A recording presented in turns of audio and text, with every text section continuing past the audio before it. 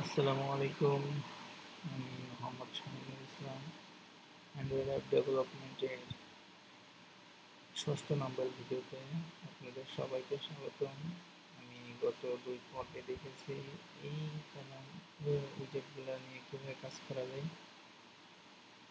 তো আপনারা যদি প্রিভিয়াস ভিডিওগুলো মিস করে থাকেন অবশ্যই প্রিভিয়াস ভিডিওগুলো দেখে নেবেন। তো আমি এইগুলো আর আলোচনা করবো না, প্রিভিয়াস ভিডিওতে যেহেতু আমি আলোচনা করেছি।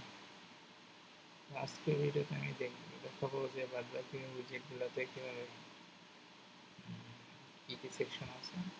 প্রথমে হচ্ছে টেক্সট। তো আমি এখানে এক্সপ্লেন করি।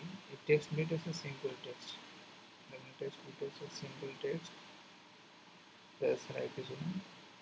বিভিন্ন প্যারাগ্রাফ টাইপের টেক্সট নিতে হলে এটা নিতে হয়। তো তারপর হচ্ছে প্লেন টেক্সট। প্লেন টেক্সটটা ওই টেক্সট বইয়ের মতোই প্লেন টেক্সট। তারপর হচ্ছে পাসওয়ার্ড। আমরা যদি কখনো এক্সট্রাকে ডাইনামিক করে ইউজার নেম পাসওয়ার্ড ক্রিয়েট করার অপশন দিই, তো সেক্ষেত্রে আমরা পাসওয়ার্ডের এটা নিতে পারি। এটা যদি আমরা নেই, সাপোজ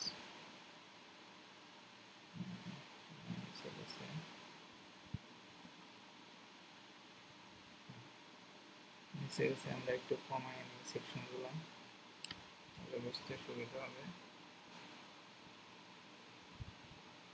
স্ক্রল ভিউ দরকার নাই।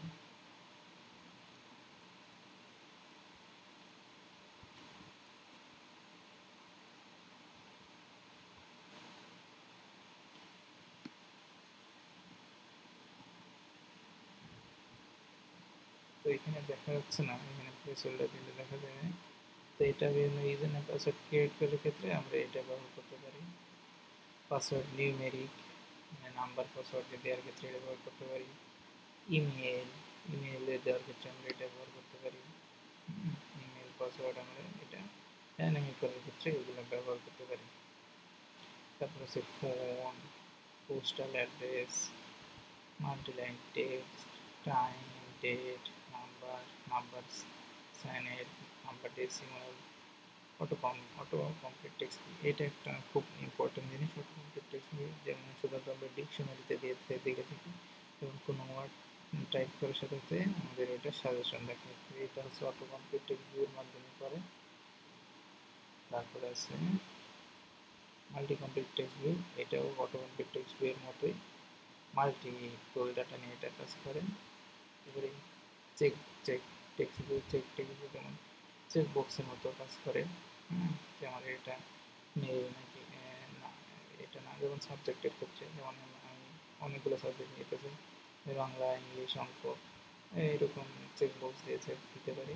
একটা হচ্ছে টেক্সট ইনপুট লেআউট। এটা সিম্পল ইনপুট লেআউট, যেমন আমরা ইউজার নেম লেখার ক্ষেত্রে টেক্সট লেআউটটা ব্যবহার করতে পারি। তো এটা হচ্ছে শুধুমাত্র টেক্সট যে উইজেটগুলো আছে এটার পোর্শনগুলো। তো এইগুলো আপনারা একটা একটা করে নিয়ে একটু প্র্যাকটিস করতে থাকবেন। আশা করি আপনারা ক্লিয়ার বুঝতে পারবেন যে এগুলো আসলে কীভাবে কাজ করে। তো আশা করছি আপনারা এগুলো নিয়ে প্র্যাকটিস করবেন, এবং যদি কোনো সমস্যায় পড়েন অবশ্যই আমাকে কমেন্ট বক্সে জানাবেন। আর আমি ভিডিওগুলো খুবই শর্ট করি, যেমন 5 মিনিট, 7 মিনিট, 10 মিনিট, খুব বেশি লং করেন না। কারণ আমিও জানি যে ভিডিওগুলো দেখতে বোরিং ফিল হয়, একটা সময় আর ভিডিও দেখতে ভালো লাগে না, বা টিউটোরিয়ালগুলো দেখতে ভালো লাগে না। কিন্তু সেক্ষেত্রে আমি শর্ট করার চেষ্টা করি, যেন অল্প সময়ে অল্প কিছু শিখি, তবু যেন শিখি। লং করতে গেলে দেখা যায় তো আমি এক ভিডিওতে সব শেষ করে দিতে পারবো, কিন্তু আপনারা শিখতে নিতে পারবেন না। তো পরবর্তী ভিডিও দেখার জন্য আমাদের বলবো এগুলো প্র্যাকটিস করতে থাকেন, ইনশাল্লাহ হয়ে যাবে। আল্লাহ হাফেজ।